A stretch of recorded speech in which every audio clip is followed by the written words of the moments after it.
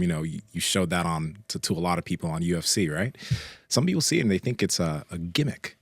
Why is that beneficial for athletes?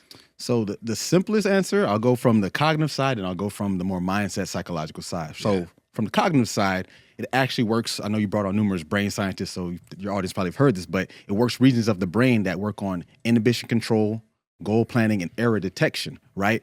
So this is something like a loop almost. So when you see the Stroop color, so if the color mismatches the word, red written in green, green written in blue, etc. So the first thing is the part of the brain, the prefrontal cortex, where we make decisions, plan out, rationalize what makes us human, right? So the first step is planning. The plan is color, not word. Simplistic, right? This is why it gets gimmicky, because, okay, you're looking at a color, whatever. But from the neuroscience side of it, you're actually having to plan out what to do. That's part one. So the second part is error detection. So there's something called the ACC, which is the anterior cingulate cortex, which is error detection, emotional regulation, reward response. So you see where I'm going with this. So now if I detect, okay, it's not red, it says it, but it's written in blue.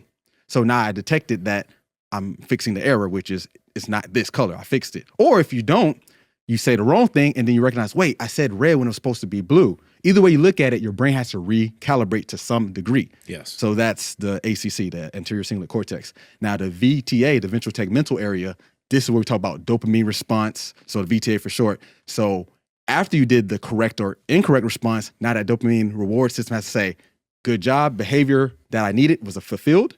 Back to square one, the color you saw, go back to it again and repeat.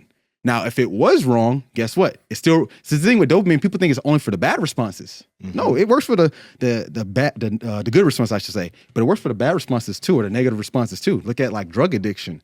It's giving a reward or a motivation to do the behavior again because your body is saying, I need this. So same thing with the training. If you do it wrong, you're reinforcing the wrong behavior. So that's the beauty of those drills. At face value, look like a fun brain game, sure.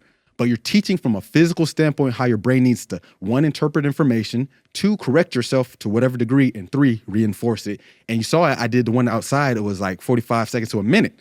So a minute of that, you're conditioning your brain. Literally, that's why we coined it cognitive conditioning, because like strength conditioning is the same way. You get under a stimuli, whether it's a 300-pound squat or a 400-pound bench, whatever it is, it forces an adaptation. And the same thing with our brain. So that's the cognitive side. Yeah. Now, going to the mental or psychological side, if I do mess up in real time, the first thing, I don't care if they're pro athletes to a little girl. I have an 8-year-old daughter who does some of these drills, and it's almost identical.